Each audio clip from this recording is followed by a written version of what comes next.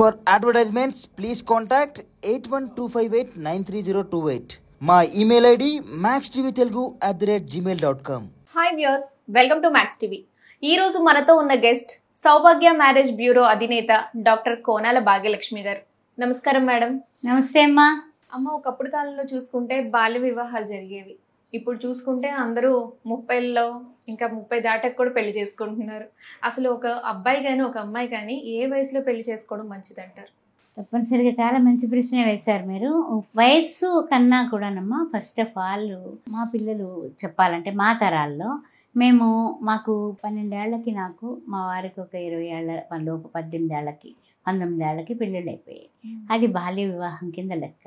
అలా ఎవరు చేసుకోవట్లేదు. మా పెళ్ళయ్యే 48 ఏళ్ళు అయిపోయింది. ఇప్పుడంతా వెల్ సెటిల్డ్ అయిపోవాలి కదా. మా చదువులు కూడా అవ్వకుండా పెళ్ళిళ్ళు చేశారు. అయితే ఇప్పుడు ఏంటంటే అమ్మాయి చదువులు పూర్తవ్వాలి అంటే 20 సంవత్సరాల నుంచి 23 సంవత్సరాల లోపు చదువు అయిపోతుంది, పీజీ అయిపోతుంది.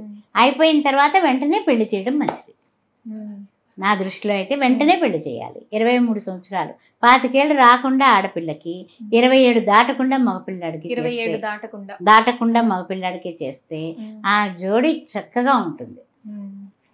అయితే లవ్ మ్యారేజెస్, అరేంజ్డ్ మ్యారేజెస్ జరుగుతున్నాయి, లేదా వయసు డిఫరెన్సెస్ ఉంటున్నాయి. కొంతమంది చిన్నవాళ్ళని ఇంకా అమ్మాయిల కన్నా చిన్నవాళ్ళని చేసుకుంటున్నారు, లేదా వయసు ఇప్పటికి కూడా ఒక అమ్మాయి కన్నా ఒక 10 ఏళ్ళు పెద్దవాళ్ళని అలా కూడా చేసేవాళ్ళు జరుగుతున్నాయి బయట. వయసు పరిమితి అయితే ఎంతవరకు ఉండాలంటారు? వయస్సు పరిమితి అయితే నిజంగా చెప్పాలంటే కనుక ఆడపిల్ల కన్నా మగపిల్లాడికి కనీసం 3 years అన్న గ్యాప్ ఉంటే చాలా బాగుంటుంది. బాగుంటుంది. ఇది వరకు అయితే కనుక ఇప్పుడు 3 years అంటున్నాము, అంత క్రితం 5 years మేమే అన్నాము, ఆ తర్వాత 7 ఏళ్ళు అన్నాము, ఆ తర్వాత అంత క్రితం 10 ఏళ్ళు 15 ఏళ్ళకు తేడాలో కూడా చేసేసేవాళ్ళు. 15 ఏళ్ళ అమ్మాయిని తీసుకొచ్చి 40 ఏళ్ళ వాడికి చేసిన వైనాలు కూడా ఉన్నాయి. అయితే ఏంటంటే ఏజ్ను బట్టి అంతరాలు మారిపోతాయి. ప్రతి 10 yearsలోని ప్రతి 5 yearsలోని కూడా మెంటాలిటీస్ మారిపోతున్నాయి. అందువల్ల అవన్నీ ఎంతవరకు నిలుస్తాయంటే నిలవట్లేదు. ఇప్పుడు సెలబ్రిటీలు మీరు అన్నట్టుగా 10 ఏళ్ళ తేడా అయినా చేసేసుకుంటున్నారు. వాళ్ళు ఎంత మెయింటైన్ చేస్తున్నారు? మరి మన వాళ్ళు చేయగలరా?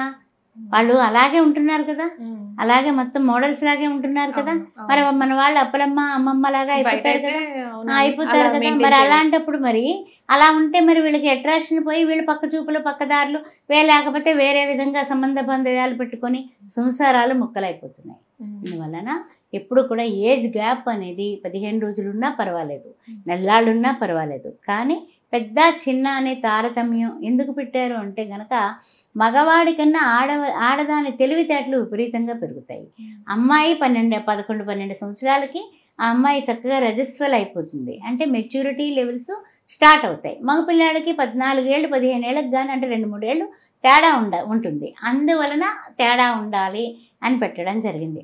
ఇంకా కొంతమంది అంటూ ఉంటారు, ఏమంటే రాముల వారి కంటే సీత పెద్దదట కదండి అంటారు.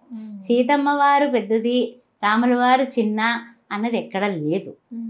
అర్థమైందా? ఆయన జనకుడికి అమ్మవారు నాగలి దున్నుతుంటే దొరికింది సీతమ్మవారు. అదేవిధంగా శ్రీరామచంద్రుడు పుత్రకామేష్టి యాగం దశరథ మహారాజ్ చేసినప్పుడు పుట్టాడు. రామాయణంలో ఏం చెప్పారు? సీతాదేవి పెళ్ళైన తరువాత వనవాసానికి వెళ్ళినప్పుడు సీతామాతకి రాముల వారికి వయస్సు తారతమ్యం చెప్పడం జరిగింది. అందువలన ఆయనే పెద్దవాడు, ఈవిడే చిన్నది అని అక్కడ మనకి వైనం తెలిసింది. అందువలన ఎప్పుడు కూడా అష్టవర్షాం కన్యాం అనేవారు, అంటే 8 సంవత్సరాల పిల్లకి పెళ్లి చేసేవారు పూర్వం. ఆ 8 సంవత్సరాల పిల్లలకు పెళ్లి చేస్తే రాజా రామ్మోహన్ రాయ్ లాంటి వాళ్ళందరూ కూడా ఈ బాల్య వివాహాలని రద్దు చేయించి ఆడదానికి ఒక ఈ వ్యవస్థ పూర్తిగా అందరూ కూడా విధవులుగా మారిపోతున్నారు, ఏంటిది అన్యాయం జరుగుతుంది ఆడపిల్లకి అనేసి మొత్తం పోరాటం చేసి మహానుభావులందరూ కలిసి మొత్తం మీద ఒక మంచి చట్టాలను తీసుకొచ్చి మన వాళ్ళందరికీ కూడా ఆడవాళ్ళకి భద్రత కల్పించారు. అందువలన ఇప్పుడు వివాహం ఎప్పుడు ఎలాగా అనేది కాదు, దాన్ని నిలబెట్టుకోవడం చాలా ముఖ్యమైన విషయం. అమ్మ, నచ్చిన వ్యక్తిని పెళ్లి చేసుకోవాలంటే ఎలా? నచ్చిన వ్యక్తిని పెళ్లి చేసుకోవాలంటే ఎలాగా అంటే కనుక మనం అమ్మవారు పార్వతీదేవి రకరకాల అవతారాల్లో చెప్పింది. అపర్ణగా ఆకులు అలములు తిని ఆవిడ ఈశ్వరుని పెళ్ళాడింది. అదేవిధంగా అక్షయంబుగా కాశీ లోపల అన్నపూర్ణ భవానివై సాక్షి గణపతి కన్న తల్లివి సద్గుణావతి సంభవి.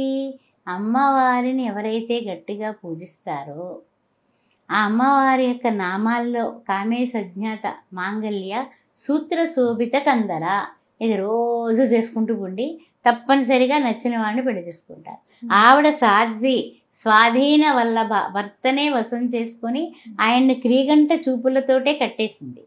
అందువల్ల ఈ ప్రేమించి పెళ్లి చేసుకునే వాళ్ళందరూ కూడా లలితా సహస్రనామంలో కొన్ని ముఖ్యమైన మంత్రాలను బాగా రుబ్బండి, మీ భర్త మీ మాట వింటాడు. ధన్యవాదాలమ్మా, చాలా చక్కగా చెప్పారు. శ్రీమాత్రే నమః.